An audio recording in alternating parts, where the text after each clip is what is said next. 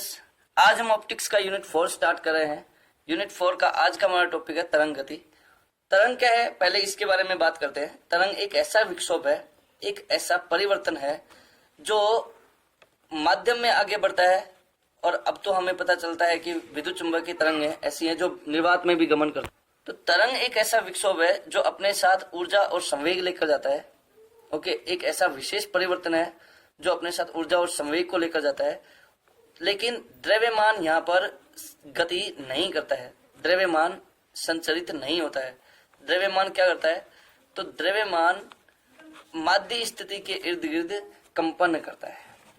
Okay, तरंग के वर्गीकरण की बात करते हैं तो तरंग को अलग अलग बेसिस पर हम कैटेगराइज करते हैं, अलग अलग बेसिस पर हम डिवाइड करते हैं इनको। जैसे हम यदि अनुदैर्ध्य तरंग की बात करते हैं तो वे तरंगें जिनमें माध्यम के कणों के कंपन तरंग संचरण की दिशा के अनुदिश होते हैं, समानांतर होते हैं। ओके, ऐसी तरंग को हम अनुदैर्ध्य तरंग कहते हैं। और वह तरंग जिसमें माध्यम के कणों के कंपन तरंग संचरण की दिशा के लंबवत होते हैं उसे हम अनुप्रस्थ तरंग कहते हैं, अनुप्रस्थ तरंग कहते हैं।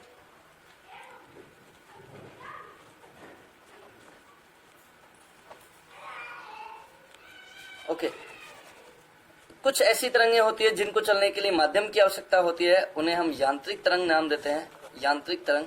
और जिनको चलने के लिए माध्यम की आवश्यकता नहीं होती उन्हें विद्युत चुंबकीय तरंगे कहते हैं, विद्युत चुंबकीय तरंगे कहा जाता है।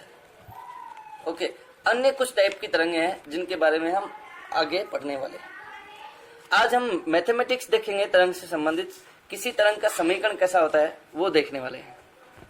पहले हम एक विमीय तरंग का समीकरण देखेंगे।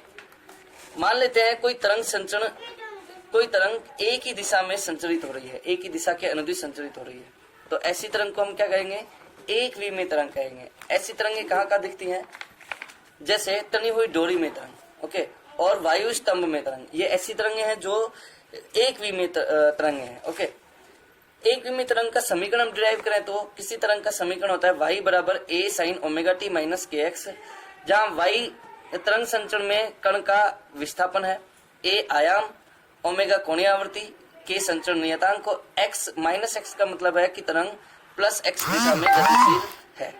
ओके, नेक्स्ट हम देखें तो यहाँ पर यदि हम समीकरण 1 का t के सापेक्ष अवकलन करें तो क्या मिलेगा, समीकरण 1 का समय के सापेक्ष अवकलन करेंगे तो क्या मिलेगा, a omega cos omega t minus k x. इसी तरह इस समीकरण का हम एक बार फिर अवकलन करेंगे तो d2y बाई dt स्क्वायर बराबर मिलेगा minus a omega square sine omega t minus k x. यहाँ पर a sine omega t minus k x y का वैल्यू है, इसलिए डो 2y बाई डो टी स्क्वायर बराबर minus omega square y। Equation number 4। अब हम समीकरण 1 का स्थिति x के सापेक्ष अवकलन करेंगे और हमें मिलेगा डो 2y बाई डो एक्स स्क्वायर बराबर minus k square y। Okay, समीकरण 4 में यदि समीकरण 5 का डिवाइड करेंगे तो हमें मिलेगा डो 2y बाई डो टी स्क्वायर।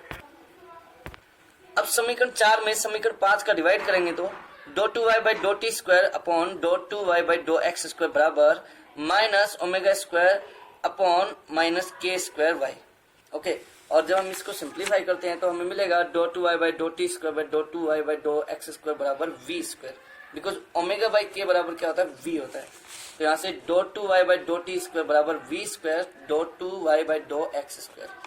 यही समीकरण नंबर 6 एक विमीय तरंग का समीकरण है।